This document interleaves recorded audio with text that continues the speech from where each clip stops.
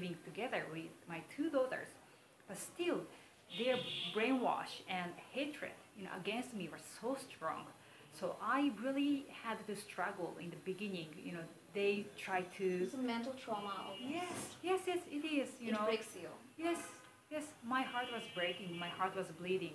But still I stayed with them every day.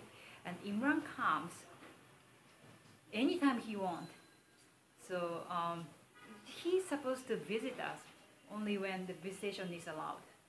But he came anytime he wanted, and he harassed me, and he said he took my daughters from me and took them anywhere. And also, he kept Gwenda, Gwenda, they're stalkers, spies, and 24 hours a day.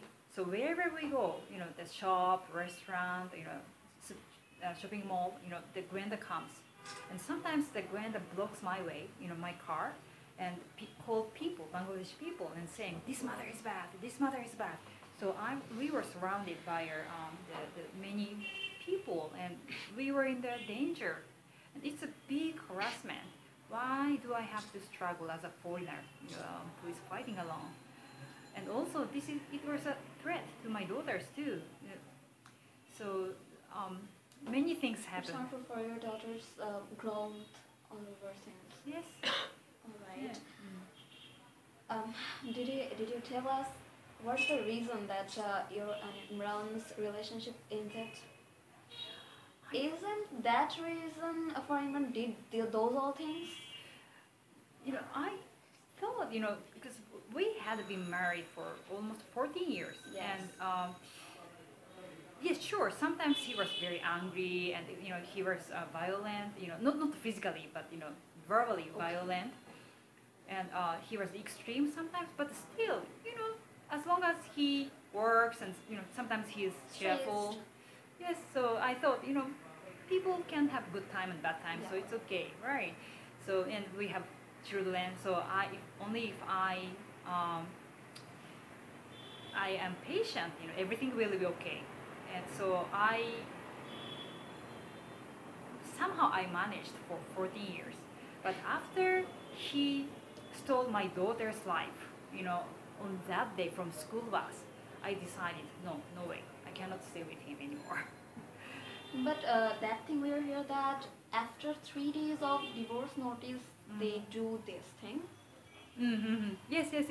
I was, because he, at that time, his harassment, his, the anger problem, and also he was jobless and hanging around at home every day. I was working full time, and he was not even paying their school tuition, house rent, and I was paying at that time, And actually, ever since he only paid their school tuition and part of house rent. That's it. I don't know how the things goes in Bangladesh, but even that responsibility, he was not really taking care of it. So I said, no way.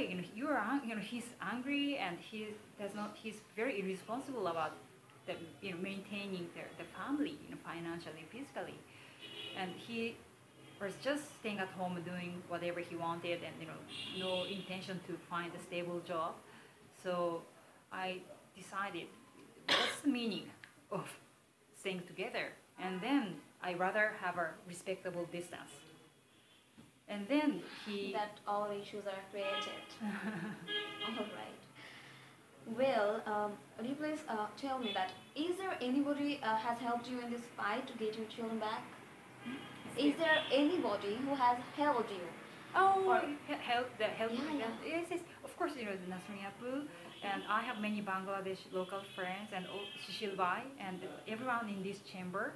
And yes, after me coming here, I made many local Bangladesh friends, and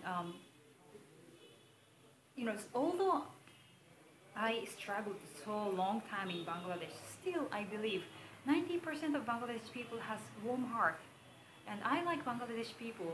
And everyone has a very humble, polite, and respecting each other, and warm.